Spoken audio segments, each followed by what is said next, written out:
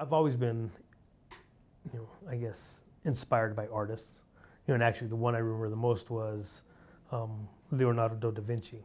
So growing up, my father had this big atlas of all of his works. And I used to love that book. I'd go through it, and I remember the Vitruvian Man.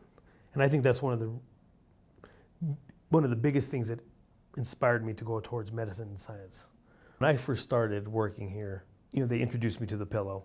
And the first few patients I had, I never really thought about it. But then, I saw the heart illustration, and I realized, hey, the majority of these patients, I can tell them what I did, but they have really no understanding as to what I did.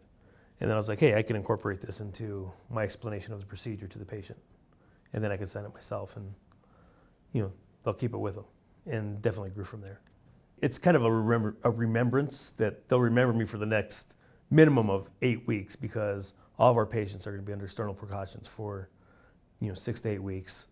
They cannot cough without the pillow. We don't want them doing any strenuous exercises. So I give everybody a lecture right before they leave.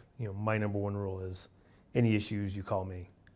So that's, it's also a reminder, if they see my self-portrait on there, like, I better call Torres because something's going on.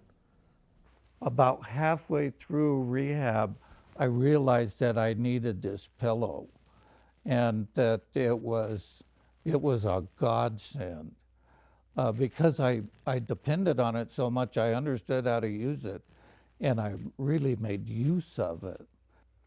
It was a gift because it was something personal from him, and he handed it to me, and the caricature is such a vivid description of who he is that all through my stay in rehab, I looked at that picture and I thought, yeah, that's the guy that had my heart.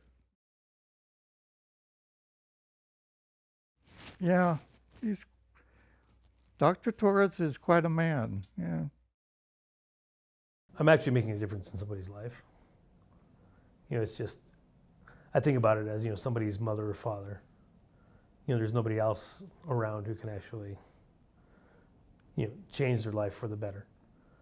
So that's the thing that gets me up in the morning. Dr. Torres is a scientist, he's an artist, and he's a craftsman. And he knows what he's doing. And he conveys that really easily in the way he communicated with me through this journey. When I look at my pillow now, it's a reminder of a journey in which I kind of went through alone, but I had a lot of people with me, starting with Dr. Torres, and all of the people that helped me signed my pillow on the back, and of course my family.